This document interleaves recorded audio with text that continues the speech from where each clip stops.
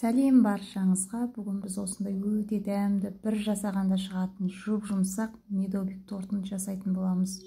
Ең әуелі менің каналыма тіркелмеген болсаңыз, тіркеліп, қоңырауша белгіні басуды ұмытпаңыз. Мен салған видеоларды біріншілердің қатарынан болып көретін боласыз. Бая отымызға ыдысымызды асып, бөлме температурасындағы сары майымызды, қантымызды және балымызды қосып, барлығын жақсылап ерітетін боламыз. Барлығы толықтай ергеннен кейін осыған бір шай қасық толтырмай қатты ас содасын салатын боламыз. Содамызды салып араластырамыз. Осылай реакция беру керек, аппақ болып.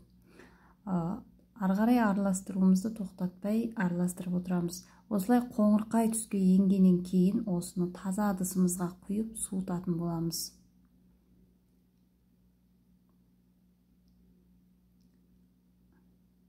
Әбден суығаннан кейін осыған 4 жұмыртқамызды саламыз. Бұл жерде 2 жұмыртқа ғана түсіп қалған, негізі 4 жұмыртқа саласыздар.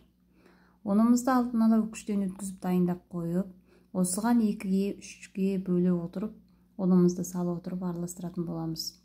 Барлығын бірден салып жібермеңіздер, 2-ге 3-ге бөліп салатын боламыз. Онымызды салып барлығын бір тегіс етіп араластырамыз. Мен осы сұйықтығымды 4-1 формаға құйып пісірдім. Ал сіздер дөңгелек торт жасау үшін 24-26 диаметрлі торттың формасы соған жасап пісірсеңіздер де болады. Мен осылай 4-1 формаға балаларға жасап жатқандықтан 2-ге бөліп 3-ге бөліп пісірсеңіздер болады. Мен 2-ге бөлдім.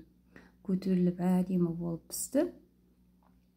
Осы дайын болған сұйықтығымызды 180 градусқа 10-15 минутта уже пісіп шығады. Ол сіздердің пештеріңізге де байланысты.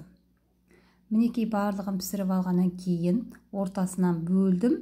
Менде 4 бөлік шықты.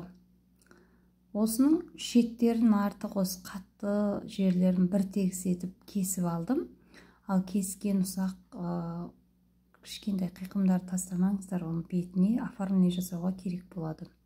Енді кремін жасап жинайтын боламыз.